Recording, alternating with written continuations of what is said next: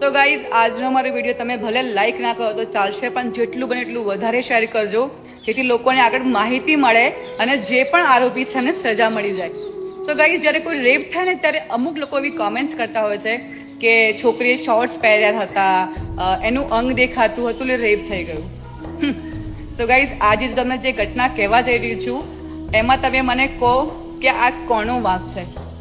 અમારા સમાજના કેશવરબેન રાવળ જે લુખાસણ ગામે રહેતા હતા અને એ પોતાનું ગુજરાન હનુમાનજીના મંદિર જોડે અગરબત્તી અને શ્રીફળ વેચીને ચલાવતા હતા અને સડનલી એ બેન ગાયબ થઈ ગયા સાંજે, અને બીજા દિવસે એની લાશ મળી નદી કિનારે ઝાડ ઉપર લટકતી, અને ત્યારે જાણવા મળ્યું કે એ બેન ઉપર રેપ થયું છે.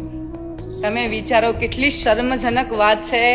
45 વર્ષ, એમના ઘરે છોકરાના બી છોકરા છે, એમની પર શું વીતતું હશે. તમે વિચારો કે પોતાની મા ઉપર આ વસ્તુ થઈ છે, દુષ્કર્મ થયું છે, અને એ આરોપીઓ આ બધું કાંડ કરીને પણ નથી પકડાયા.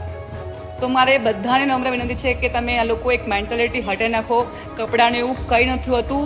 આ હેવાનો કોઈ ઉંમર જોતા નથી, ના નાની બાળક, ના સ્ત્રી, ના એજેડ લોકો, એ લોકો કોઈને નથી છોડતા. તો પ્લીઝ જેટલું બને એટલું વધારે વિડીયો શેર કરો અને કેશવબેનને ન્યાય મળે. તમે એના માટે પ્લીઝ બધા લોકો પ્રે કરો. Thank you.